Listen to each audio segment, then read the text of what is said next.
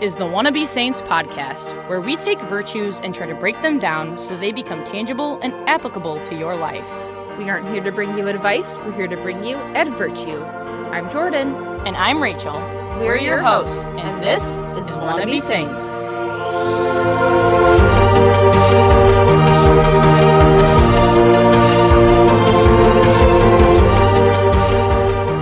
Welcome back to Wannabe Saints. Tonight we have with us my brother-in-law, Chris Plance.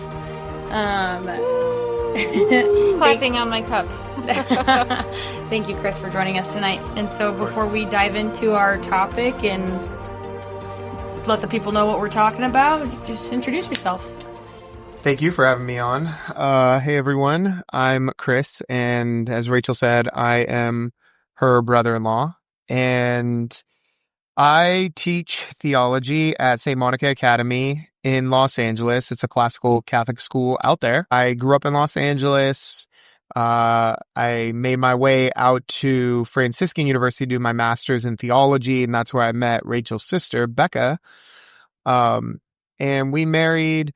I eventually worked a little bit in San Diego as the director of evangelization and mission for John Paul the Great Catholic University for a few years, and I eventually wound up back in LA where I teach right now. I have 6 kids. Number 7's on the way. Been married 11 years. I am a theology nerd, a Bible nerd, and I love talking about precisely all the stuff that we're going to talk about tonight. I have a YouTube channel. It's just Christopher Plance, where I talk about a lot of the stuff that we're going to talk about tonight. So the social kingship of Christ, politics, theology, a little bit of apologetics, and stuff like that. So I'm excited to be here. Awesome. We'll link all of Chris's stuff in our show notes so that people can find you. So with that, tonight we are discussing with Chris the virtue of justice, just because, like he mentioned, the guy knows a lot about the Bible, knows a lot about church teaching, and knows a lot about politics and how politics should function, is my understanding. I am not the expert here on that stuff, but Definitely not. He's like next level educated in this. Yeah. So it'll be a good learning lesson tonight, even just for the two of us. Yes. So, but to get us started, as always, I'll just share with everyone the definition of the virtue of justice. So, the virtue of justice is the moral virtue that consists in the constant and firm will to give their due to God and neighbor. And it is one of the 4 cardinal virtues. So, just a little ad lib, like I said, Chris is the expert here, but you are giving people what is owed to them. So, great example is your parent, right? Because they gave you life, you owe them respect and honor. Yeah. So that's always an easy example that I know of. Yeah, and it's in the 10 Commandments, which is nice. For sure. Yeah. It's the one everyone knows. Yes. Yeah, exactly. You know, honor your parents. And that's really the best place to begin, because justice, I'll explain to my students, is largely determined by your relationship with somebody. So it's always directed at another person. That's an easy way to think about it. You're giving another person what is their due. And you have all the names in the catechism and in the Catholic tradition, like commutative justice and distributive justice and legal justice and all these different kinds. But suffice to say, those are all just words that we use to describe the different kinds of relationships that we're in. And so justice is largely determined by the relationship that you're in with somebody. So your parents, and not another person's parents,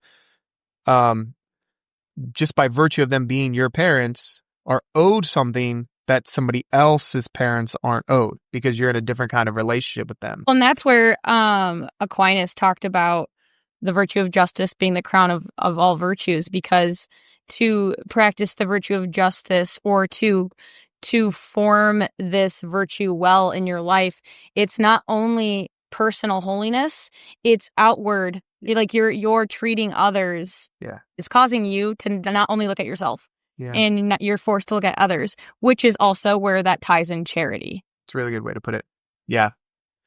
it makes you go out of yourself Mm-hmm. to think about others. Like, what do I owe Mhm. somebody?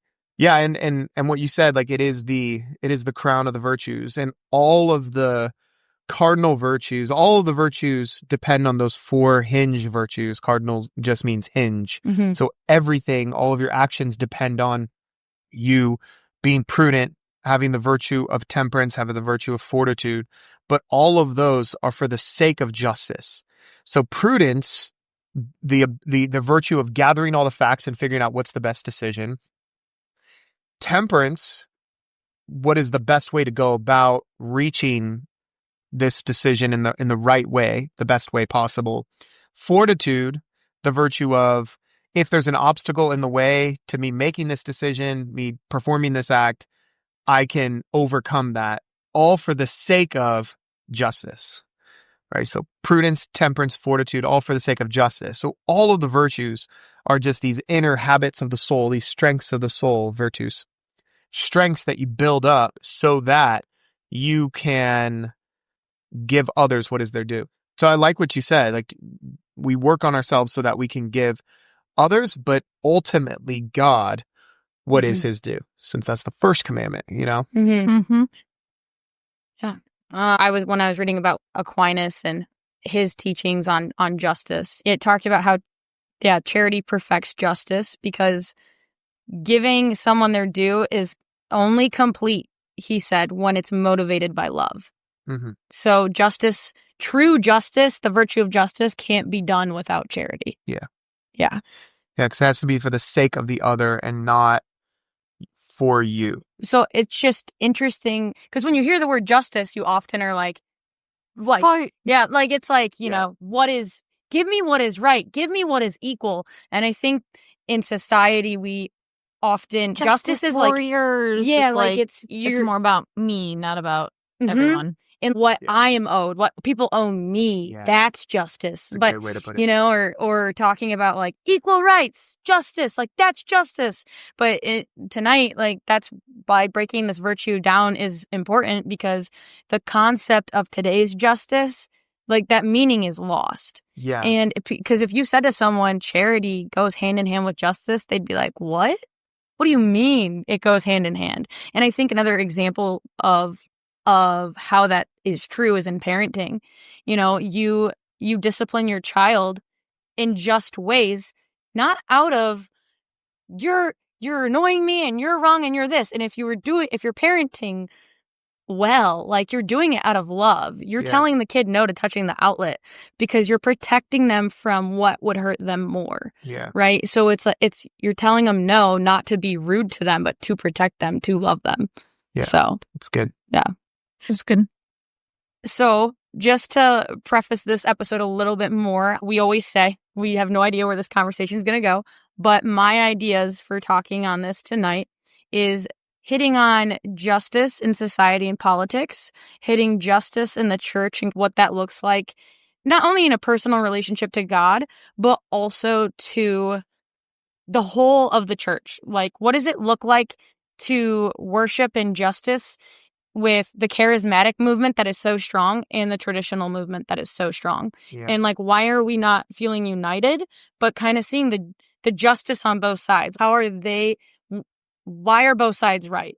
Mm-hmm. You know, in that idea. And then talking on just justice in relationships, parenting, children, marriage, friendship, even your enemies. And then, okay, how do you practice this even in your daily life? I just said about how there's like a misinterpretation of what it is. How does that look, trying to now live that out in your day-to-day life to cultivate this virtue of justice? So that's kind of where my head's at with all that. But yeah, so I think we should step back and consider a couple points. Mm-hmm. First, how pervasive this topic, justice, like, encompasses everything. Mm-hmm. Like, you wake up in the morning out of justice because you have to work. Someone is owed, you know, you owe somebody to be at work at a certain time, Mm-hmm. right? If you're styling hair, someone's paying for it, and so you owe them the highlights or whatever. I owe them that service. Right? Yeah. Exactly. And they owe you. So that's Yep. commutative justice, what we owe individuals, right? Everything we do is ordered to justice precisely because we're in community. We're meant to be in community. And of course, as I said earlier, that's going to look different, right? We don't pledge allegiance to a foreign nation. We properly pledge allegiance to America because we realize we owe something to America that we don't owe to another nation. If Mexico goes to war, we don't owe Mexico our very lives. If the United States goes to war, then you, in the order of justice, you have to lay down your life for your country to defend your country because your country has given you stuff that you know, it's in one of those categories for Aquinas that there are three things. So giving others their due is pretty, like, in a strict sense. There's a strict sense to that, right? You do my hair, I owe you $100 or something like that. But there are some relationships, three of in particular, that Aquinas thinks that you can never pay back. So there's another sort of thing that's owed. So your parents gave you life. So Aquinas thinks that you actually can't pay that back. There's no amount of money. There's nothing you could do. And so you owe them honor. And that's a unique way of showing them that, you know, they taking care of them in their old age, helping them, being generous to them, respecting them, all those sorts of things. Patriotism is what you owe your country because you can't pay it back for all of the goods and services that it offers you. And then also God himself, right? And that's religion, the virtue of religion, which is giving back to God what is owed you. It's a natural virtue. So it's not a supernatural virtue. So just giving thanks and praise back to God, some form of prayer, some sort of sacrifice or something, giving back to him, recognizing him. That's the natural form of religion. It's not the supernatural form of religion we call Catholicism, established by God. But anyway, so the first point is just that justice pervades all of our lives. It basically defines all of our actions. The second thing is it frames the entire story of Scripture. Basically, if we can go back all the way to the beginning, because I think this is the best way to sort of begin. Mhm. But if we Yeah, go back yeah, to go the to very beginning, God created the world and created man in his image and likeness. And with that image and likeness came a specific vocation, as he says, to rule and have dominion and govern his creation on his behalf, to be in his image. And when Adam and Eve rebelled, what ended up happening is there was something that was owed to God by virtue of being in his image that they denied to him. And that is obedience.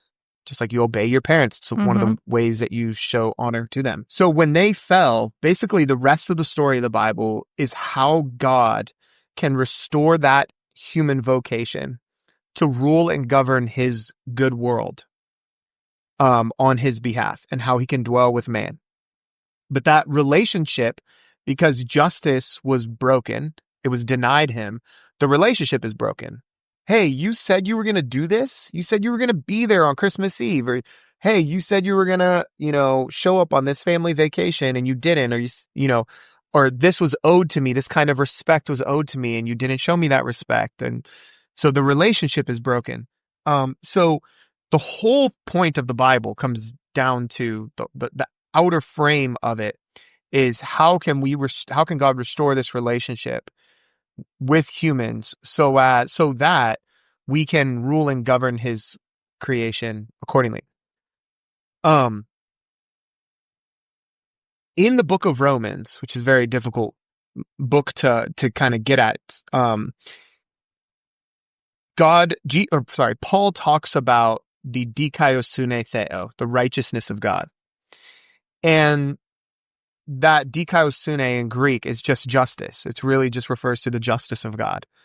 The justice of God. And what's so interesting is for a while, since Martin Luther and John Calvin and many in the Protestant tradition understand the dikaiosune theo, the righteousness of God, as the moral status of God, that he has never sinned. He has this moral status. And we have this moral status that's unrighteous. We're not righteous. And so what God does to us is the righteousness of God is really a righteousness from God. So there's a tricky how to translate dikaiosunetheo, where Protestants will translate it the righteousness from God. And Catholics and more literal scholars will translate it what it is, which is the righteousness of God.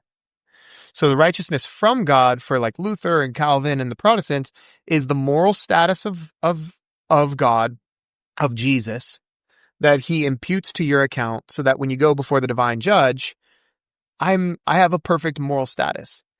But what the righteousness of God is a righteousness of God to his covenant promises. That's what it is. It's not like a moral status. It's God made certain promises to Abraham after the Tower of Babel that he would establish through Abraham's seed a worldwide family that will worship him and honor him and be a light to the nations and so on and so forth. Mm-hmm. It would consist of all of the nations. When you get to the New Testament, the question that is that the thing we call the four gospels are trying to answer is, has God actually been faithful to that promise? Okay, 10 of the northern tribes are scattered. The Jews are in the land that they don't really occupy, but God promised them in Genesis 12. But the whole point of the land promised to them was so that in the third promise he gave them, they would be a light to the nations and reunite the scattered tribes that had just been scattered the chapter before in Genesis 11. So Abraham's the means to reuniting the nations. The problem is the nations aren't united. If anything, they're united or under the Roman Empire. The nations have been united under this massive Roman Empire. Caesar seems like he's the fulfillment of that promise, not the Jews and Abraham's seed, right? Mm-hmm. And so Jesus shows up on the scene announcing this gospel that's going to go out to the nations and unite the nations. In this, by the end of the first century, it's called the Catholic Church. And this is why Paul says that we are the righteousness of God. So it's kind of hard to figure out, but how do we become the justice of God? And the best way to look at it is this way. It's not that we share in Jesus's moral status, right? He kept the law perfectly. He never sinned. And so now he gives us that righteousness, a righteousness from Jesus. And now we're considered perfectly righteous. And so we don't have to, our account is clean, even though we're a sinner. As Luther said, I'm a just and I'm a sinner. And I have Christ's righteousness in me. But really, what Paul is talking about there is we are the justice of God. Then all of the nations united in the Catholic Church, you look at this thing we call the Catholic Church, proves that God had kept his promise to Abraham, right? And so God has this relationship with Abraham that's very unique. And at the heart of the New Testament is about the justice of God fulfilling that promise that he made to Abraham. So I just want to point out that at the heart of the thing we call the Bible and at the heart of the thing we call all of our human experiences is this topic of justice. And it sits right in the middle of all of the readings from our Sunday when we go to Mass. That the question is whether or not God has remained faithful to his covenant promises or not. And moreover, if he established a covenant relationship with all of creation, as Genesis 1 and 2 describes, then he has subjected creation, as Paul says in Romans 8, in hope, precisely because he promises to restore creation. And that's what he does. Jesus' resurrection on the first day of the week is a signal flare that the new creation is emerging from within history. But what he plans on doing at the end when Jesus comes back is the restoration of all creation and his fulfillment in fulfillment of his promise to that creation is good and that he's going to restore it, even though it's been hijacked by the dark powers. So anyway, that's just the outline of the Bible. Now, So you're saying that like when Jesus comes again will be the final fulfillment of his promise to Abraham. right. Well, Yeah. he's already fulfilling that promise. Yes. Okay. So what I think's happening, say in the Gospel of John, is that there's this thing called the heavenly court room, the divine council. And not a lot of people know about it, but it's actually all over the New Testament. It's sort of Old Testament and New Testament, where there's like a courtroom before God, the judge, right? Daniel has the vision of the holy ones, the saints. Mm-hmm. And Satan, the picture that we get of Satan is that he's sort of like he's an attorney. Like in the book of Job's a perfect example, right? Where Satan approaches God after roaming the earth and saying, I've got a case against this guy named Job, and I think that he loves you only because you give him a bunch of good things. And God disputes it. As judge, he thinks, I think you're wrong. And so they put Job to the test, and God ends up winning his case. Yeah. So what seems to be going on in the Old Testament is there, and then in the New Testament as well.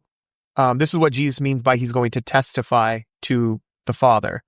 And the Father says, yes, you have testified, you will testify again. What is he testifying to? It seems that Satan has actually brought a charge against the judge himself, against God the Father. So there's a dispute taking place in the divine council, the heavenly courtroom, where God had made certain promises to Israel, to Abraham, and they're not coming true. And so what the accusation that's being leveled against the Father is that you said you were going to create a one worldwide kingdom to unite all the nations that were scattered in Genesis 11 through Abraham's seed. That was the promise of Genesis 12. Mm-hmm. You never did that. And actually, the people that you chose have now been exiled. They're not even in the land. And 10 of the tribes are completely lost. They're scattered among the nations. And so Satan is bringing a case against the Father and saying that you have not kept your promise. This is where you get the pre-exilic and post-exilic prophets. The prophets are attorneys. They're God's attorneys. And they don't know how God's going to end up doing it. But they're saying, no, the exile, the reason why it hasn't happened is because of your sin. Mm-hmm. So they're making the case, it's not because God is weak and God can't fulfill his promises. Isaiah's we keep messing up. We keep messing up, so we keep going in exile. Yeah. So God can't use Israel to be a light to the nations when Israel keeps not being a light to the nations, ends up being evangelized by the nations, ends up mimicking the nations. So that's a problem. But the bigger problem is that this Satan has leveled, he's the accuser, right? He accuses the brethren day and night. We hear from the New Testament. He's accusing God. And so the Son comes to testify to the Father's faithfulness. But he comes as the seed of Abraham, as the dikaiosune theo. Mm-hmm. Christ is the righteousness of God because in him you have the Abrahamic seed, and in Christ you have what we now call the Catholic Church, but it's the union of all of the nations together in the one worldwide family of Abraham. And so that's why we are the righteousness of God. We are the evidence. The Catholic Church is the proof. It's evidence A that's brought by Jesus to this courtroom dispute that Satan is wrong.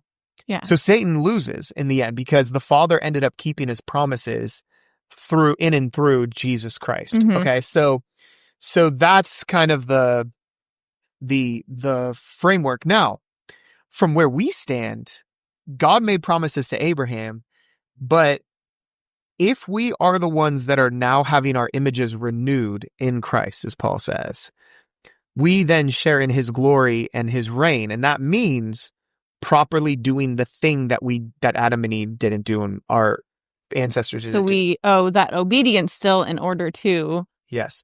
We owe obedience to the King. Mm-hmm.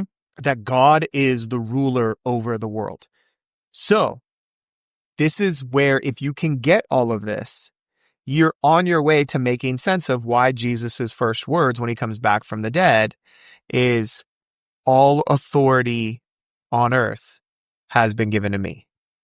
It's like out of the blue. It's like, what is that all about? What do you mean all authority on earth has been given to me? So there's a lot more off to the side that we have to shelf for now as to why he says that.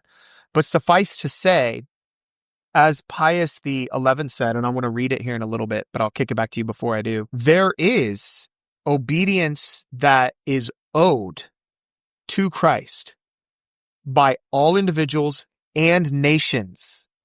That's the tricky part. And that makes American Catholics very uncomfortable. It's our ancestors in the faith sort of assumed this. He's like, yeah, Christ is God. He's been given all authority. Therefore, the state, Constantine everybody else should recognize, that he's the king and that this is his kingdom on earth. But it's kind of gotten lost. And that's why this whole topic of justice, what is really owed to Christ? Like, is Christ, the popes, during the end of the 20th century, at the end of the 19th century, beginning of the 20th century, they made clear that it is not just, it's not fair to use Trump's, Trump is always talking about what's fair. That's not fair.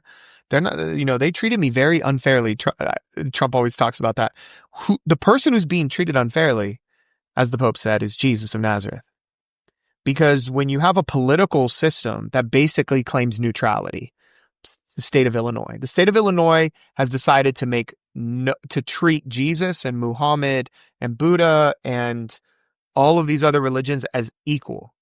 They all deserve the same equal. The state is not gonna legislate anything in favor of Christ and his church or anything. And the popes have said that that's a radical injustice. That's precisely what the Bible's trying to overturn, which is that these idols and these false gods are not owed something. They're not owed the same thing as the creator God and the person that he has crowned king, Jesus of Nazareth, right? So Jesus has been given all authority on earth. That means he's owed obedience. If someone's elected president of the United States, they're owed obedience and respect. They have all these different things. So there's something that's owed to them. We have a duty.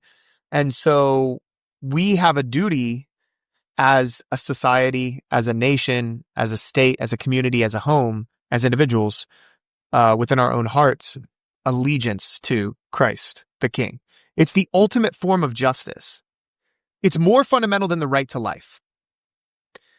It's more fundamental than the right to life. We have all these organizations that are doing the March for Life, all that stuff. That's really important, and we should still do that. But more important are the social rights of Christ the King than merely the social rights of the right to life for all of us, including the unborn. Precisely because, as the Pope said, the reason why we all have this dignity is because we're made in the image and likeness of God. The eternal image of God is Jesus Christ. The eternally, in the beginning was the Word, and the Word was with God, and the Word was God. He was in the beginning with God. So if he's denied social rights, in the beginning was with God, and there, Yeah. yeah. You said that so fast. It was so fast. Yeah. That's In the beginning was the Word, and the Word was with God, and the Word was God. He was in the beginning with God. There was nothing that wasn't created through him. See, we talk about politics, but fundamentally what it's about is about creation. It's about creation and justice. So think about this. Try reading this and saying, yeah, we could totally bracket Jesus out from his creation. In the beginning was the Word, and the Word was with God, and the Word was God. He was in the beginning with God. All things were made through him.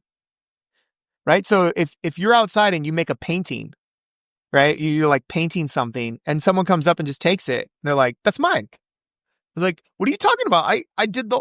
I just did that. I just did that. I even made, you see all these DIY like things online. It's like, here's how you create a basket, or here's how you build like a roof or whatever. And then someone just comes along and they just take it. It's like, wait a second, that's ours, And that's the question. That's the question of justice, right? Russia's attacking Ukraine because they believe something is theirs, right? It's injustice. America is like, we've been ripped off. We are owed more because of the security we guarantee and blah, blah, blah, blah, blah. But think about this. All things were made through him. So he owns everything. Now, this is if this whole Catholic thing is true. If it's not, then whatever. But if it's all true, then this is quite the political statement. All things were made through him, and without him was not anything made that was made. In him was life, and the life was the light of men. The light shines in the darkness, and the darkness has not overcome it or understood it. But this idea that all things were made it through him, he is the image of the invisible God, as Paul says. And we are being conformed to his image means that we are under strict obedience to render justice to him, societally and not just privately in our hearts. And I did a podcast response to like Lila Rose and Chris Stefanik because, within like a couple weeks, they had both posted on social media They're like, what Christ the King is really about is that he's king of our hearts. He's not like a political king. And so in my responses to them, I brought up that that's not actually allowed. That's over. He is a He's a political, king. he's a king in the strict sense, Pius XI says, Leo XIII, Pius X, Benedict XV. They've all, I mean, think about it. They're all popes at the collapse of Christendom that for over 1,000 years, it was recognized that he had strict rights, as Christ the King. So, I mean, it's just. No, I love it. I love how passionate you are about it too. Yeah. Woo! So I just want to I'll read this and then we can move on to the other stuff. But no, like this is a huge part of what you're all about right now. So no, and I love it. It's something that if people heard you say, oh, Christ is king and a political, like he is and should be part of politics. They're like, whoa, dude. Yeah. Hold up a sec. Yeah. You're crazy. Yeah. That's not a thing. Yeah. So no, like diving into this and sharing as much as you want, I'm totally good with. I love it. I think it's a perspective that is not heard of anymore. I agree. Like you already know. Is that because of what you were saying then? Society has like tried to remove his crown. Is that what you were mentioning earlier? Well, I mean, I don't know what you were saying to me earlier. I think you're saying the Archbishop Lefebvre, they have uncrowned him because the SSPX, one of the doctrines that the SSPX Archbishop Lefebvre was concerned about was the social kingship of Christ doctrine, which is a teaching of the church. And he believed that Vatican II undermined that, but it didn't at all. Dignitatis Humanae clearly states that this document, this teaching of religious liberty, does not reverse or undermine or touch upon the traditional Catholic doctrine of the duties of states and nations to the one Church of Christ and the true religion. Mm-hmm. It was just talking about something else, that another thing that Leo XIII is developing, because if the state doesn't recognize Christ as king, it loses rights. It has a kind of borrowed power from the church if it recognizes the church as God's kingdom. So it's just that now that if a state does not recognize Christ, they lose privileges. And the church doesn't recognize them as having certain privileges if they don't recognize their king, the divine king. Anyway, but I kind of, there are a bunch of different ways to go about talking about this because it's hard for especially American Catholics. We've been sort of brainwashed to think of the church and state as separate because of a letter that Thomas Jefferson wrote to the Danbury Baptists. But I always remind American Catholics in particular, that even our Protestant founders were totally fine with the specific colonies having official religions, the early states having official religions. They all had, for the most part, like 8 of the first ones had official religions. It's only recently that they've kind of reversed that. So there's the question of the actual history of America, because the First Amendment, what about the First Amendment? Separation of church and state. The First Amendment is only talking about Congress shall not establish an official religion. Congress is the federal government. So the federal government cannot establish an official state religion because the states are supposed to determine their own religion themselves, right? Which is what Muslims are trying to do in like Michigan and Minnesota. And constitutionally, if Muslims do it, they're gonna, and someone sues and they're like, wait, I thought we were separation of church and state.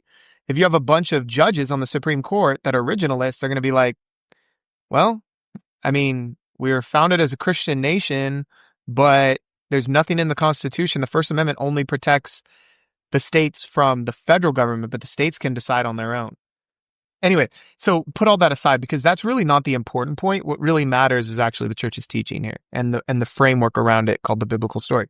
But listen to so in 1925, Pope Pius XI announces that he is going to put at the end of the liturgical calendar the final feast of Christ the King. That's the final feast that we celebrate before the end of the liturgical year, right? And the point is, he wrote this encyclical called Quas Primas, and it's just Latin for first things. So it's like first things first. And it's all about the establishment of the feast of Christ the King. And he saw the writing on the wall, Leo XIII did, Pius X. They all saw that France, Germany, United Kingdom was gone. Russia, like all of Italy, Spain, even. And then finally, in about 6 years from when he writes this, what he'll say, our dear Mexico. He calls our dearest Mexico has fallen because remember the Cristero War, where Mexico wanted the people wanted Mexico to remain a Catholic country. Christ is king. They wanted in their constitutions, we are a Catholic country.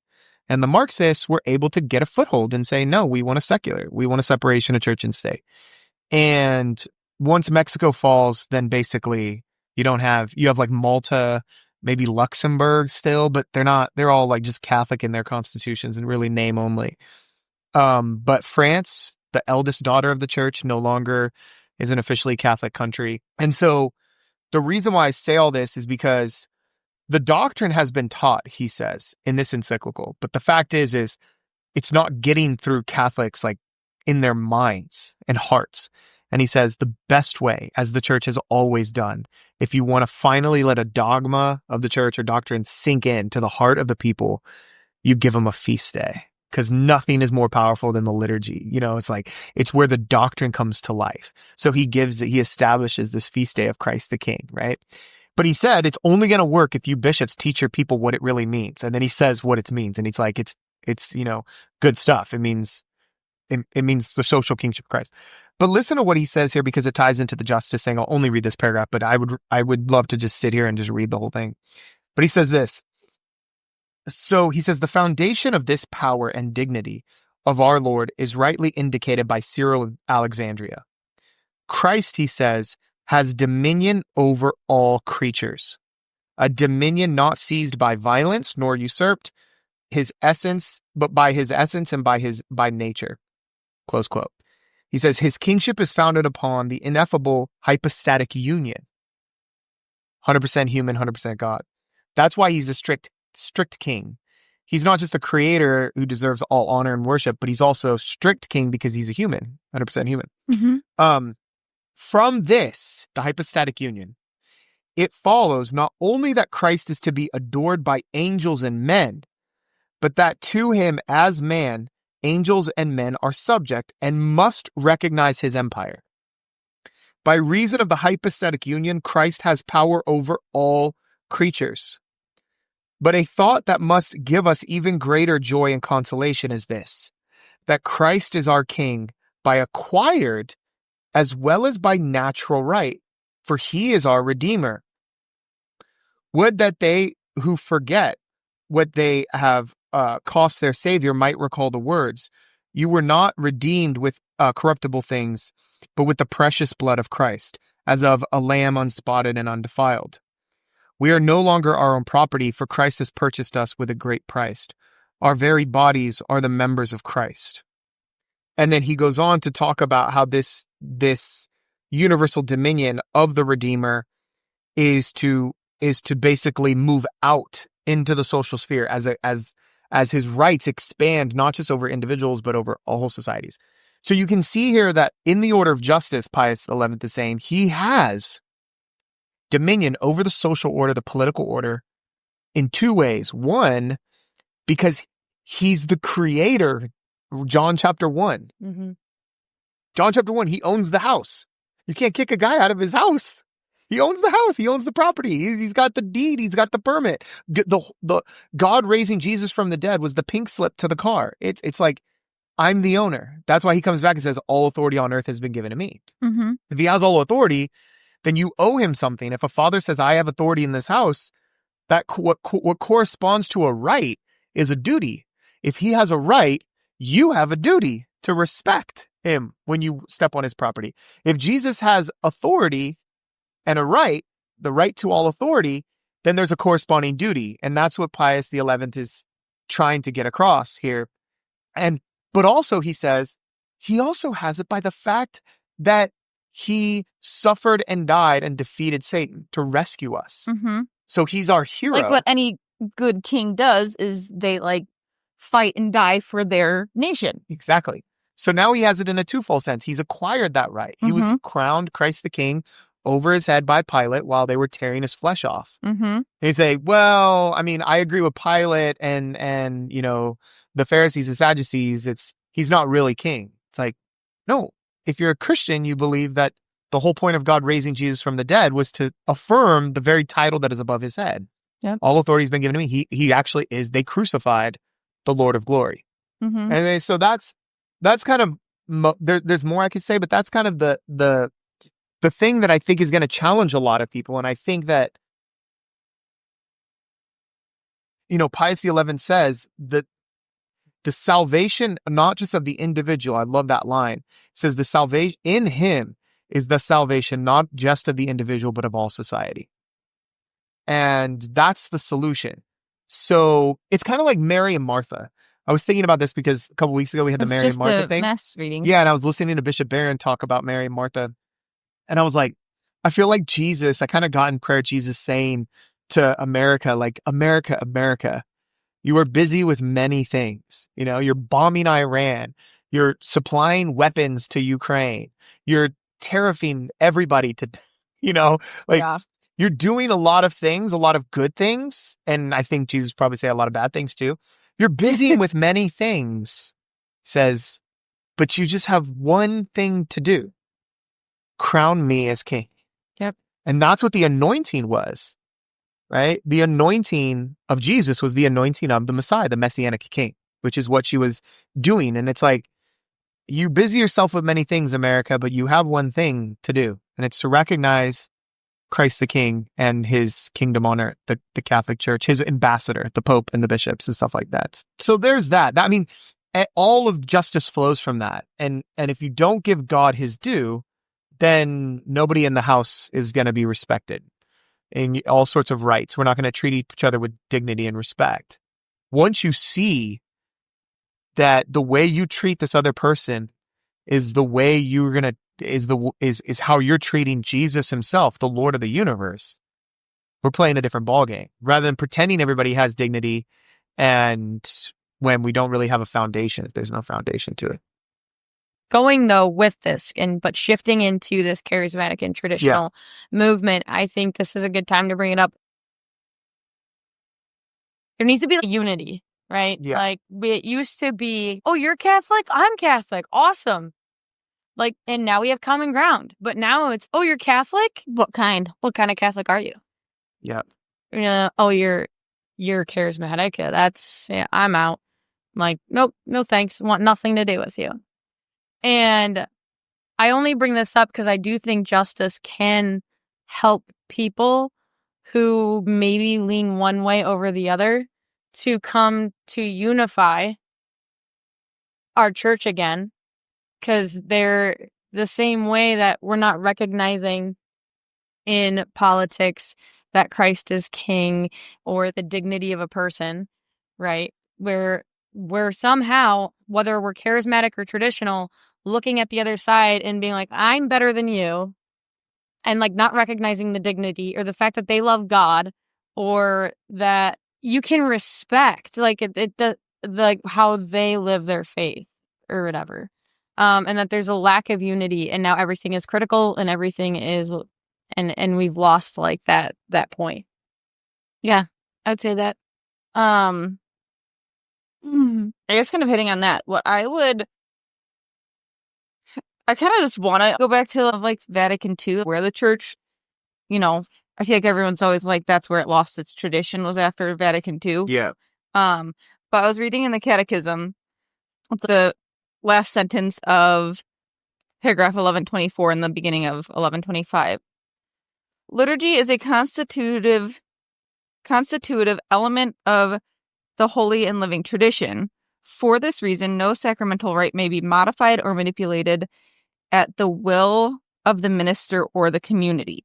So, like, with all of that, I guess my thought is what should then the liturgy and sacramental rites and all that kind of stuff, like, if we could go back and, like, see exactly what they intended with shifting of the mass, like Novus Ordo and all that kind of stuff, I feel like some, like, mass feels so relaxed in the sense we're clapping hands and singing Kumbaya during mass. It's like, where's the the respect and the reverence. And giving what feels like giving God what is owed to him, right? Yes. This is absolutely on the topic of, the highest form of the justice we can give back to God is not just to write him in Article 1 of California's state constitution, Jesus Christ is all authority. It's actually the Mass. Yeah.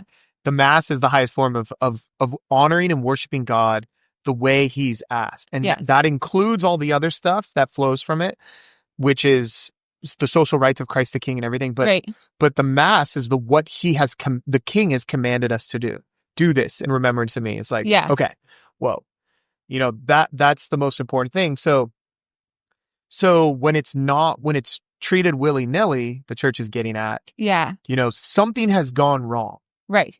Now, where you place the blame is where you're going to end up in probably one of these camps. If you're charismatic, it might be like, well, it's the heart that needs to change. It's internally, it needs to be an outpouring of the Spirit. Mm-hmm. Yeah. If you're a trad, it's going to be the structure needs to go back. We need to, we need to change the structure. And we need to go back to the justice of God, because at the end of the day, the person in charge of how he's going to be worshipped is Jesus of Nazareth. Okay, that's the key thing. Mm-hmm. Okay, so if Jesus says we can have drums in Mass, then he's the king. If Jesus also says no drums, Gregorian chant, and everyone better be kneeling, Yeah. then we need to do it like that, because he's the king. We could pretend to have direct access to Jesus through a vision or something like that, but you risk basically deluding yourself. I saw an angel when really it was like Satan, like in the case with probably Muhammad and Joseph Smith. But Jesus has set up specific Spirit-empowered ambassadors, the Pope and the bishops, those who hear you, hear me. And it wasn't that the laity would be one. The prayer at the Last Supper was that they would be one, the bishops. Mm-hmm. It's not a schism if we leave the church. It's a schism if a bishop does, because Jesus' prayer, high priestly prayers for the bishops to be one, because they're his vassals. So what is owed to God is what is owed to Jesus, the King, is to be lockstep with his ambassadors. Because you can't appeal beyond an appeal to a pope. No one can judge the pope, as the church teaches.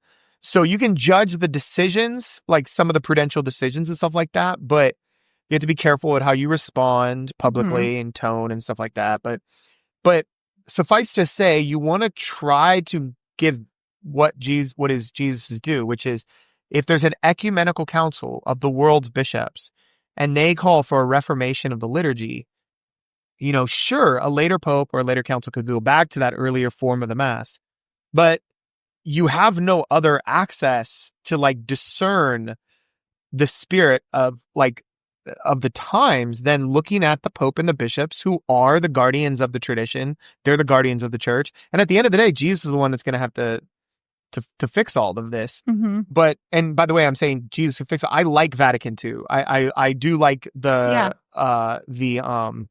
liturgical reforms, especially the lectionary. So the Spirit-empowered popes and ambassadors had discerned that something needed to change. Because remember, back up real quick. A lot of people do fault the Novus Ordo for, being the collapse of Catholicism, whatever that actually means. But remember, we just had all of Christendom give Jesus and his church the middle finger, and they were all Latin Mass going Catholics. Napoleon, Hitler, who else? All of the princes.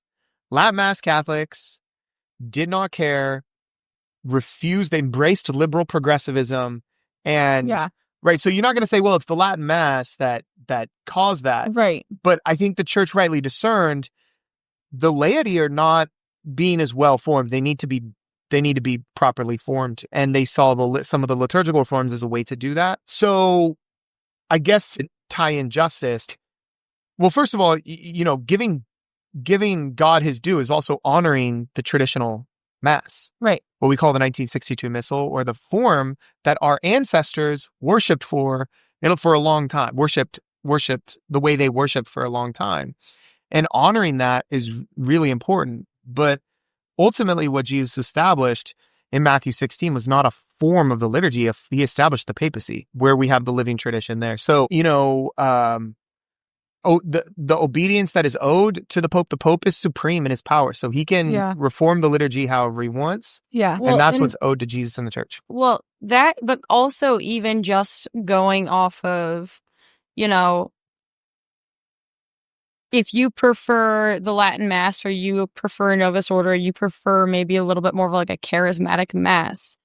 Ultimately, justice in this area is reflecting to yourself, like, whether you're charismatic or traditional, that your worship glorifies God and that it's not about you or personal preference. It's not about your feelings or what you think is right. Right. Yeah. It's a matter of, is it worshiping God, and does it bring you closer to him?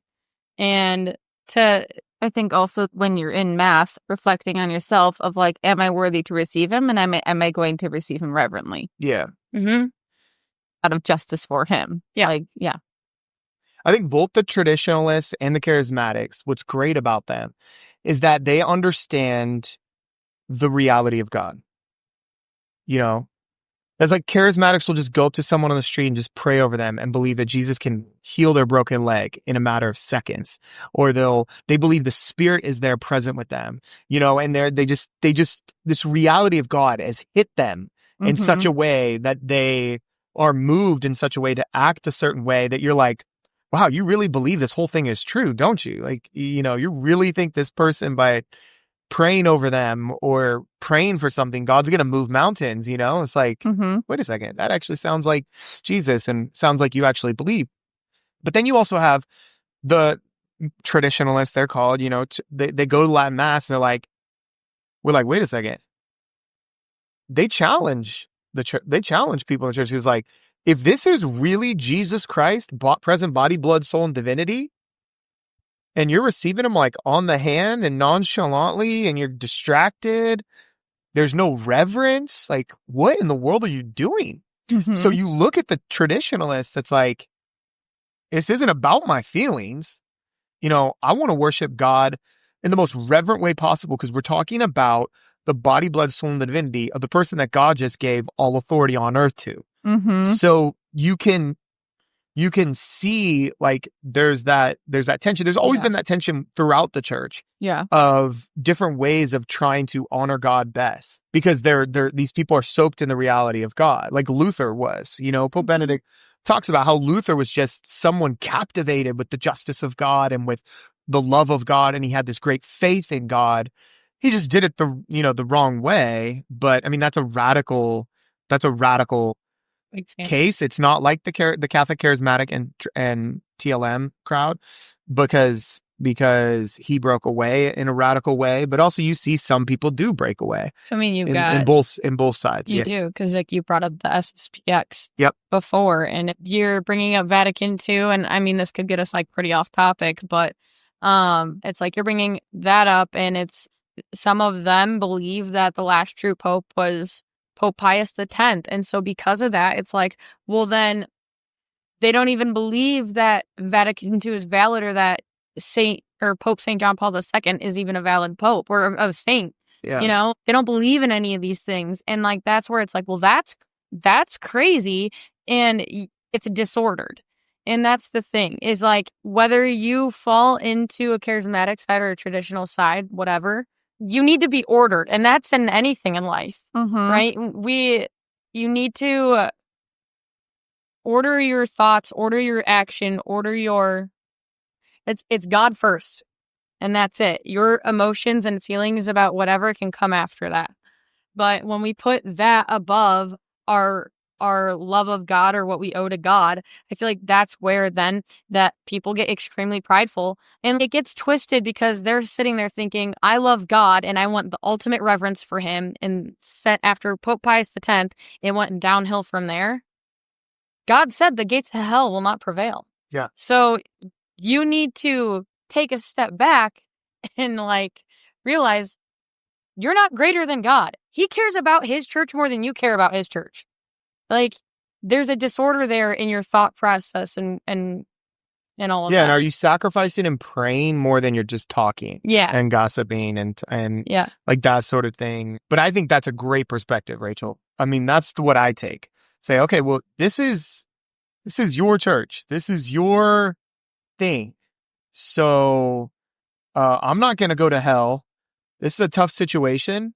I'm going to trust you, Jesus. I'm going to stay united to your church. And you know, he has specific warnings for the people in leadership, but ultimately it's the work of the Spirit. And you do the abandonment to divine providence sort of thing, right? Okay, this is Jesus' church and he allows certain things to happen and whatever. We'll see, you know. Yeah. Then moving on to justice in relationships. Yeah. I mean, justice and relationships are like tied together, like I said earlier. Yeah. So yeah, because like you've hit on, obviously we've hit on like the politics and like authority in that sense.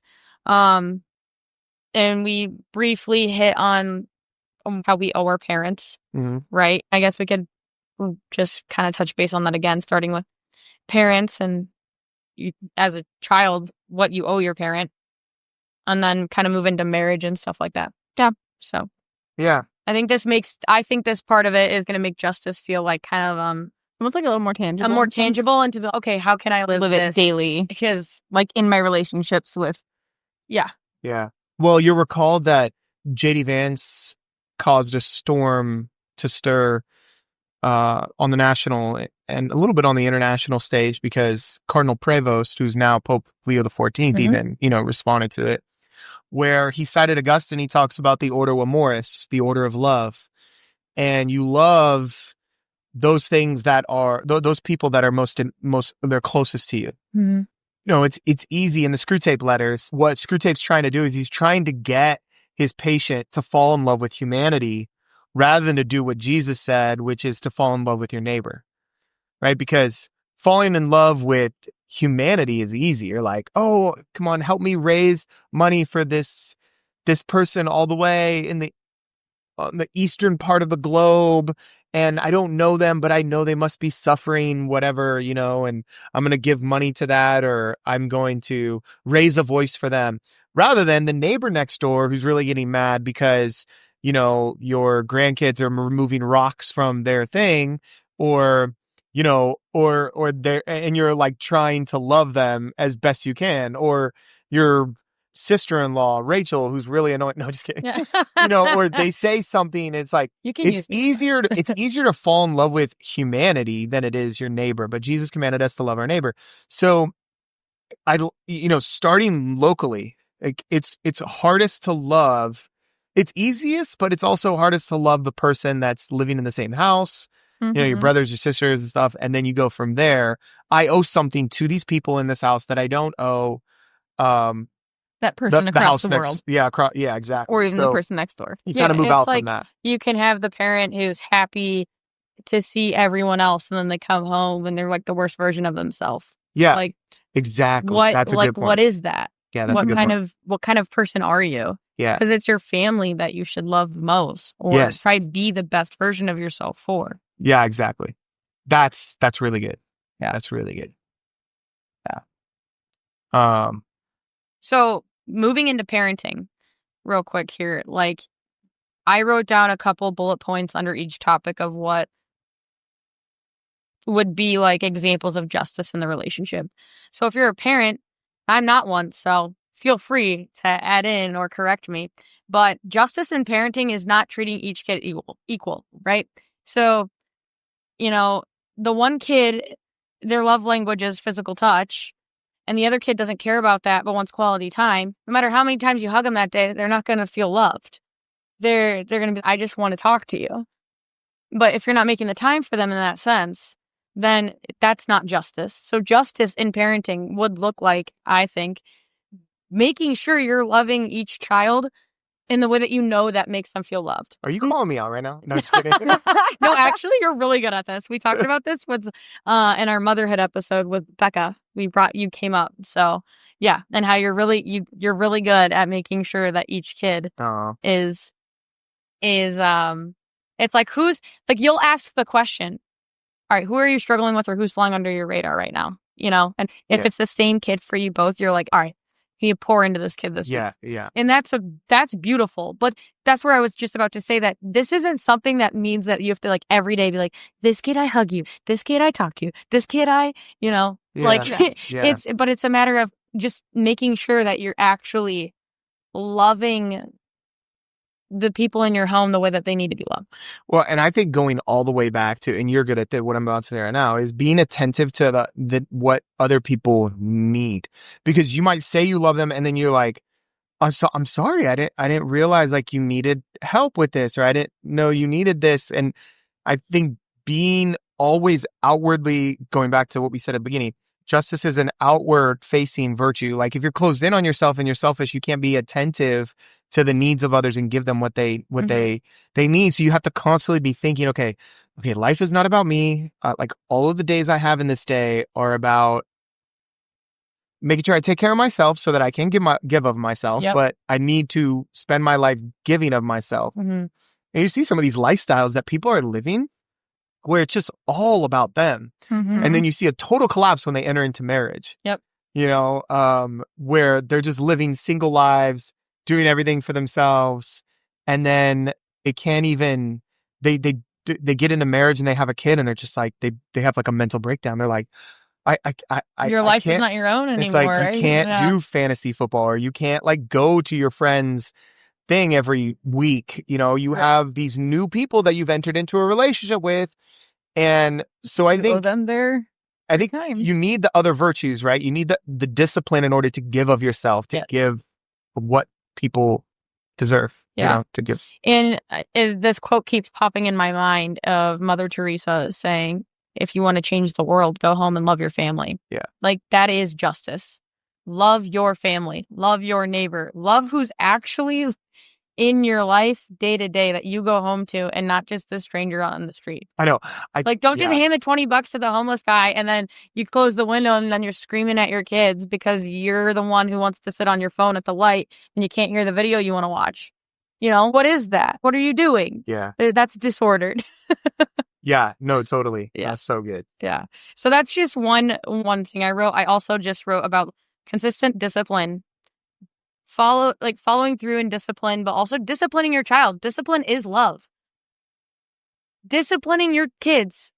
It's in the Bible. It's in the catechism. It's necessary. You're teaching them to have the justice to get so that they can freely give of themselves. Yeah. You're like, you got to be good here because you need to say thank you. I honestly think that's like such a big thing to teach kids, is just like say thank you and be grateful. And that gets them out of themselves. Like maybe they're too young to do the dishes or unload the dishes, but teaching them to just look at the person who made dinner and say thank you. Go and say thank you. You're not big enough to help contribute in this, that, and this way. And but right now what you can give is like your heart to really appreciate and say the words, thank you, communicate to the person that you are grateful because they gave you something that was of themselves. That's actually a really good point, because I've never really thought about saying thank you in this way, but when a parent corrects a child and is like, no, say it again. And they're like, why? And they're like, why? I just said it. It's like, no, look them in the eye and say the words thank you and mean it. They're like, why? Why does it matter? I already said thank you. But it's in that moment that you're like actually calling them to recognize the dignity of the person who just did something for you. And then also force them to look out of themselves and acknowledge this person and acknowledge what they did. Yeah. Whether they're not thinking of it that in depth, but like that eye contact, that matters. Yeah. That stuff matters. So that's actually really cool. That's a good example. Yeah. So then moving into children towards parents, and I just want to say I think that your perspective on this stuff is actually really good on this children toward parents, because you went through a phase of, as an adult child, you still owe your parent, you still owe them honor, and that I just remember you talking about how we need to, we should take care of our parents better than we do. And I was like, huh? Why? They're doing fine, or they can still do stuff because it's so easy to be like, oh, a child owes the parent honor and respect when they're under their roof. Hmm. But okay, now we're all adults here. How do you show your parent honor and respect? And that, I think, is a hard thing. So Yeah. That can be tough. Yeah.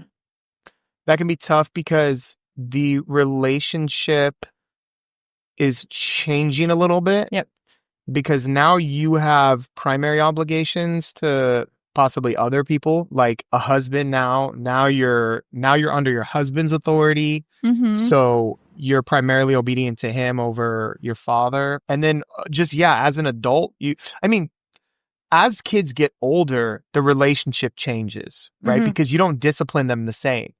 You can't just like spank your kid like until he's like 18, or you can't like say, hey, go put your nose in the corner for saying that. And he's like 21 years old, right? It changes. So as reason grows, because the will has to be activated by the intellect, so you have to, at 8, you have to start appealing to the intellect and say, here are the reasons why you should do this, rather than just, initially they're little toddlers. They're Right. like, Well, they that's can be- before they have. yeah, and reason then you could within give them them. real consequences, like, hey, you're going to sit here in this timeout until you eat your food or something. You have to give them reasons for, now that they're 10, you say, hey, it's really important to be respectful and to eat the food on your plate because they cooked it, and it's a way of showing respect and giving back what is due to that person who cooked your meal, But they don't know that when they're so young, and so you kind of just build it into them so that when the time comes, they have the ability to actually do that. But yeah, when they get older and you're an adult, like it changes a little bit, but I think that the parent understands that as well. Mhm. Like the parents understand, okay, this is not the same kind of relationship, but I can give advice, but I can't like command in the same way. I guess the part that I was thinking of besides honor or obedience, obviously there's gratitude, just genuinely saying thank you, or, on Mother's Day, Father's Day, like, even if you struggle Yeah. with your parent, thanking them for the life that they gave you, Yeah. and like the way that, like, the good parts about you came from them, Which episode did we hit on that a lot on? Respect, I think. Yeah, that makes sense. And then, but the part that I guess I maybe was kind of insinuating to you Okay, was like yeah. the support in old age. Oh yeah, Yeah, because we were like, just talking 'cause about we- that. Yeah, and you kind of last- went through a phase when you, I think, kind of were just like, oh my gosh, I've never really thought about this, but like we owe them so much at that point. Well, yeah, and that's what Jesus means by when the disciple comes to him and is like, well, let me bury my father, and Jesus is like, well, let the dead bury their dead. Dead bury the dead. In other words, let the other older people bury your parents, because now your allegiance is to me. That's kind of what I was saying. Like the fundamental honor your parents deserve is just rooted in the more fundamental duties toward God, right? That's why the first commandment is the first commandment. That's why Christ the King is quas primos, on first things. Because only then, if God is denied rights, if Christ is denied rights, then it's game over for everyone else, Mhm. And that's what we would say about the right to life, right? If you deny the right to life of the unborn, then none of us have any rights. Like, Right. If you don't have a right to life, you don't have a right to get a car or buy a house or whatever, private property. But when Jesus is claiming that allegiance, right? It's one of the ways in which he's claiming divine authority there. You also have Jesus calling out the Pharisees in Matthew chapter 1 to 20. It's just like the whole gospel is like him calling out the Pharisees. But there is this, it's kind of interesting because he sort of flips it on it, what I was just saying, on its head, where in chapter 50, it says, then Pharisees and scribes came to Jesus from Jerusalem and said, why do your disciples transgress the tradition of the elders? For they do not wash their hands when they eat. He answered them, and why do you transgress the commandment of God for the sake of your tradition? It's like, whoa, that's intense. Because he says, for God commanded, honor your father and mother, and he who speaks evil of father and mother, let him surely die. But you say, if anyone tells his father or mother, what you would have gained from me is given to God, he need not honor his father. So for the sake of your tradition, you have made void the word of God. You hypocrites. Jesus is like coming out of the gates because they're getting mad. They come up to him and, they get in his face and they're like, your disciples don't wash their hands. And Jesus is like, don't get in my face. You guys are telling people forget this little washing your hands. Like, you need to make sure you have a couple squirts of hand sanitizer before you eat whatever before dinner. It's like, okay, that's a custom. That's a tradition. And by the way, you definitely should wash your hands before dinner. But that's not the same thing as the commandment to honor your mother and father. And you're telling people to break that commandment to honor God. So they're using that what we just said, right? Give honor to God. But it's not real honor to God, because they're saying, well, what you would give to your parents in old age, right? Honor them, save up your money, and then provide for them as they get older. You're saying, give all that money that you saved up to take care of them and put it to the temple. Give it to the temple. Give it to God. But really, the Pharisees are the ones cashing in on it. Right? So Jesus is like, you hypocrites, you're just taking the money, right? You're using the order of amors, the order of love, but you're taking all the money that was given to God and giving it whatever. But anyway, it just gets to that point of, what is the point I was making was, what does it really mean to honor your father and mother? And I think in this society, what it really meant back in the day is taking care of your parents in old age. Like, as they age, you don't just go and abandon them, you take care of them. And now because we don't have large families, we have smaller families. And so we rely more on the broader community, like Social Security, to take care of us. But the idea would be that, when my grandma got sick, my grandma had 10 kids, 9 of whom are still alive. And whenever grandma was sick, it was just, she had 9 siblings, some that were out of state that could send money to help grandma, others that were nearby that were able to help grandma, this, that, and the other. Was the whole thing of honoring your mother and father. It wasn't just like, don't bark back at your mom when she tells you to do something. It's when they get older, you take care of them. Yeah. And you don't like abandon them. And you see many old people that have to go to a home or something, or a neighbor, because their kids are gone. I'll take care of them. Or they only had the one kid. Yeah. But that kid is still also gone and not caring. Yeah, exactly. And the church feels that. The church, typically would take on that role of taking care of widows in old age, as Paul says.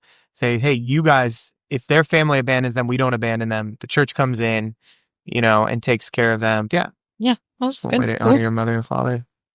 So marriage. Shall I this one? Yeah. So I would say, I feel like the biggest thing in marriage would be like living the ordered life of God, spouse, children, work. It's like, obviously we hit a lot on God, but then it's like, okay, how do you take care of your spouse? So it's like that they need to come next after your faith. I'd say that's like the biggest thing in the order of justice, is taking care of them and not putting work above them. Obviously, especially as a man, it's like, okay, yes, you have to provide for your family, but are you not taking care of your wife emotionally? Are you not actually there for her? And same thing with like the wife. Are you taking care of your home and your children, but you're not sitting there loving your husband the second he walks through the door? I feel like that's a huge thing of respect. Or if you're not even loving your spouse, like everything else is disordered too, in which I feel like so many people do put work and children and other activities above their spouse, and the spouse always goes on the back burner. Yeah. So I would say like that'd be my first thought of justice in marriage, is actually putting your spouse first above all other aspects of life after God. Yeah, that's so good. Yeah, that's good. Especially working, there are all sorts of distractions, right? Well, I'm working so much because I'm loving you. This is my form of loving you. Right. It's like, well, it's but not then just, if you're not present when you're home, it's like yeah, okay, sure, work all the hours and everything money like in the that. bank for groceries. I need emotional support. I need prayers and all that sort of thing. Yeah. I wrote a couple things. Again, obviously I'm not married, but this, with that idea of the correct order. Right. So if you're prioritizing your spouse, what does that look like? This respect that you have for them, like you mentioned, acknowledging Kyle right when he walks in the door, right? That's a way of showing him respect. You matter. Yeah. This chore can wait the 30 seconds it takes to greet you. Yes. Orlin can cry at my feet. He's already been crying at my feet anyway. I'm going to come say hi to you. Yep. And I'm not going to just throw him at you and be like, can you just take him? Right. Like, it's, nope, you matter. This matters. And having that respect. I wrote honoring each other's dignity. I think that would just, it's taking the time to just take a moment Doug Hinderer, I think is his name. He's on Relevant Radio. But he said, if you took 1%, right? It was 1%. 1% of your day. And to dedicate to your marriage, he goes, you know what 1% is? 15 minutes. That would change your marriage. I'm like, it's that I think that would make your spouse feel like dignified and loved and like, okay, like we actually looked each other in the eye and we talked for 15 minutes. That's nothing. Mm-hmm. Like, and that's huge. This is just another thing on top of the 15 minutes. I listened to this one podcast one time. It's called St. Joseph's Workshop, I think it was. And they had an episode on marriage, and this family seemed to be like a normal, healthy family. You know, husband gets home from work and, you know, has wife and kids and all that kind of stuff. And they do dinner and they put the kids to bed, and then they have their, like their spousal quality time. Yeah. But they had a counselor come in and basically just observe their family for some time. One of their issues was that they couldn't get their kids to stop coming into bed with them. And the counselor had told them, your kids need to see you guys have that quality time. So you need to have at least your 15 minutes of quality time before putting your kids to bed. And the kids stopped coming into their bed after they started having quality time that the kids could see. So the kids need to see mom and dad enjoying each other, and they won't feel that need to like be present with both of them throughout the night. Whoa. Isn't that crazy? Fascinating. Yeah. So it's like, I have to think about that. Yeah. That's cool. So it's like making sure that your kids see you loving each other. It makes sense Or though, because scrap the quality time and just lock their doors. Like, you're hilarious. But it's like they can still be like sitting around and playing, but like they need to see mom and dad loving each other and like talking to each other and being interrupted every 5 seconds while they're trying to exactly. Exactly. It's like mom and dad are having quality time. Okay, go outside, ride a bike for the next 15 minutes, please. Right. Yeah. I am locking the door from the inside now. Watch us through the window. Watch while we talk. Yeah. While we it's so funny. But I mean, it doesn't have to mean like, you know, sitting there holding hands and talking for 15 minutes, but it could be like, okay, we're making dinner together, and we're going to do something together. Yep. And they're going to see us interact in a loving way. Yep. Yeah. Like I think stuff like that is. Oh, and it makes sense that it would affect the kid that way because if God has an order, like a natural order to things, right? That being part of it, it would make sense. Yeah, the kid that way. Exactly. Oh, so much, like psychological stability to see your parents enjoy each other, love each other. Yeah. You know, have like a dad who's a strong presence, a calm, strong presence, a mom who is gentle and loving and caring and anticipating your needs, and a dad also who is playful, and then is playful with the mom. Like the mom, like for a kid to see all of that, it's just very like relaxing and it is a healthy human being who's being formed because they feel safe in that environment. You know, good. I thought I deleted this section on justice of friendship. You have the same paper as me. That's the only one I'm saying it.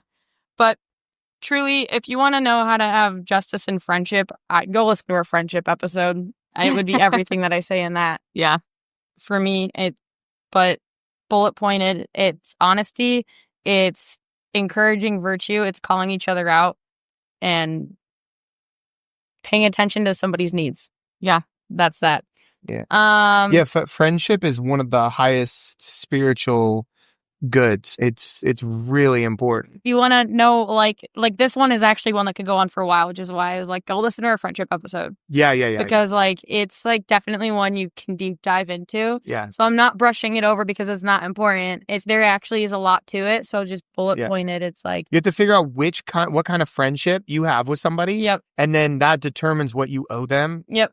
You know, that's a good point. Oh yeah, that's what I'm saying is that you have to figure out in your mind, according to Aristotle's 3 categories of friendship or whatever other categories you want to come up with. This is what I owe this person. Yep. Right. You guys are so close. Your friendship is really important, and you've established a relationship. You guys both are on mission. You have a podcast. All that stuff, even the podcast that you guys have, is take into account when you categorize this kind of friendship that I have is not the same kind of friendship I have with somebody else, even though I see them regularly, and that means that we know it instinctually, like more is owed to this friendship than the other friendship, or a mere acquaintance, like, hang out, I see you every now and then, but I'm not going to. Or to like the coworker friend or whatever. Yeah, exactly. Yeah. So determining that relationship, that friendship is going to determine what you owe them and what they owe you, Yeah. 100%. And you also, you also might categorize it different than they would. So all of a sudden they're like, feel like you owe them something. And you're like, oh, I thought we were an acquaintance. I didn't realize it was that. I didn't realize I was that kind of a person to you. Yeah, that kind of friendship and that's true. that relationship, because people categorize the relationship differently. And so they have different expectations as to what is owed. And so that's where you kind of get in some trouble. You read into certain things. Yeah. That's a really good point. Yeah. Mm-hmm. The next one was enemies. Because Jesus commands us to love our enemies. Mm-hmm. And so how do you love your enemy in a just way? Well, if they've wronged you, if they've wronged you, you forgive them, because it's basically rooted in Jesus' command. Jesus says to forgive your enemies. And he says it's because it's what I've done. So the king has done this in the order of what he thinks in his mind, justice is mercy. He has this relationship with us where even before, as Paul says, while we were still sinners, Christ died for us. Okay, so, and he categorized that in Romans 5 as an enemy. We were God's enemies, and he died for us. And so he felt like, he didn't owe it in the strict justice, it's charity. But when you become a Christian, now what is owed in the strict sense is actually forgiveness and grace and mercy, because that's what's been given to us. So if it's been given to us, the king tells us to give it to other people. So in the order of justice to him, you owe forgiveness and love and grace and mercy to your enemy. But you don't have to like forget that they're like you're a bad person. Right. And it's not the same relationship as like a friend or anything. But when they become Catholic, or they become Christian in general or Catholic, and they're in the body of Christ, that's a different kind of relationship. That's also another thing to remember, that we didn't talk about it, but we owe more to our fellow Catholics across the globe than we do our fellow American citizens. And that's challenging to think about. And Paul applied that in some radical ways in the New Testament. Like, this member is now in the body of Christ. They're not in the old image. They're in the new image of Christ. So you have a greater relationship and allegiance to a baptized Catholic who crosses the border, right, than you do to an American citizen who's not baptized at all. That is challenging. That's interesting. That is interesting. That is challenging. Yeah. And they're a member of the body of Christ. Now, maybe they're not because they're mortal sin. And if they cross the border, they're probably in if you don't know the state of someone's soul, maybe they're no longer united to Christ, whatever. But I think it's just to remember that we have a greater relationship, a more important relationship to fellow Christians and Catholics than someone who's not, because we're in a community with them. We're in the redeemed. We're in the new creation. So just hypothetically speaking, say somebody comes over the border, we happen to meet them, and they're like trying to stay here, but you could see that they're clearly trying to live their faith. Well, then I'll take you in and we'll help you get the right steps to becoming a citizen. Right. That would be like essentially our Yeah. justice to this person. Yeah. Is that what you're saying? So owe them this because it's like, okay, you're not a citizen, but you're a part of my church. But if you're also a genuine Catholic, you'd think that they would try to live here properly then if they're trying to cross the border and come in here and live here. Yeah, if they broke the laws, as a good Catholic, you'd be like, hey, like, our Lord is, the church has laws. The king has laws about the boundaries, and you can't cross over and break the laws of a nation. So in the order of justice, let's do this the right way. Yeah, exactly. But I will help you because... Exactly. Yeah. Yeah, and we're called to even love those that are not baptized. I think it's just to remember that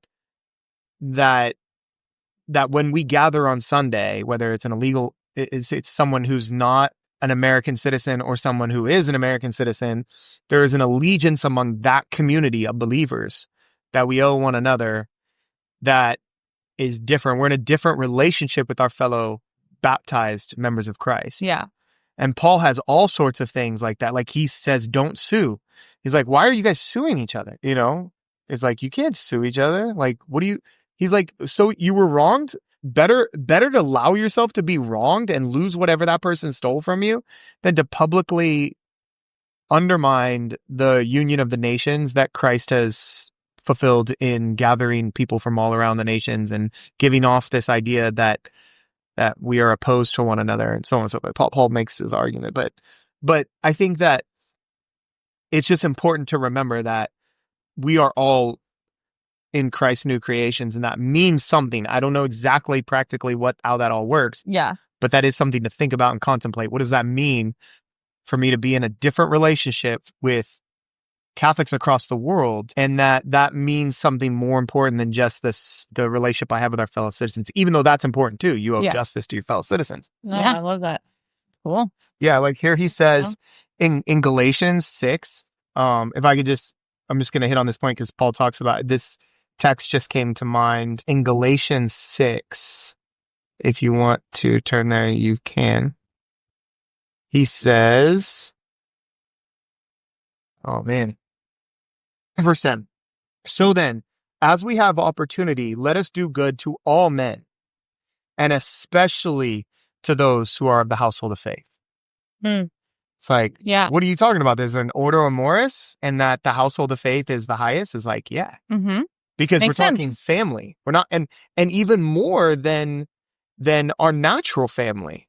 Yeah. You know, if our natural family has abandoned Christ or is not baptized or whatever, it's like we have a greater, more real relationship with the supernatural family than a family that member that's no longer in Christ or is not in Christ. Wow. It's something that's cool. It's something to think about. Yeah. I mean, people speculate that even that's what happened to Paul, you know, that Paul was married and that the thorn in the flesh that was his suffering was his wife that abandoned him. Oh, wow. That we don't hear about in the letters. But some scholars have speculated, like, if you could ask one question to Paul, it was like, was it a wife? Was it your like love that you had lost that you sacrificed for Christ? Was that the thorn in the flesh, or was it like legitimate? Was it like your eyesight? Some people's, because he alludes to not being able to see very well.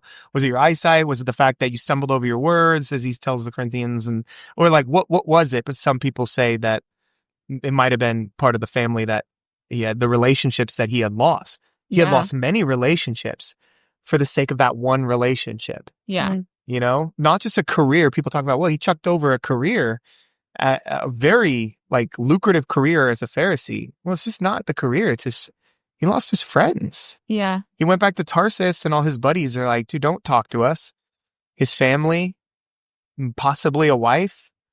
He lost everything for the sake of what he calls the dikaiosunetheo, the righteousness of God, what is owed to God now in Israel's Messiah, Jesus. So, and then he appeals to Rome to go tell Caesar Jesus is Lord.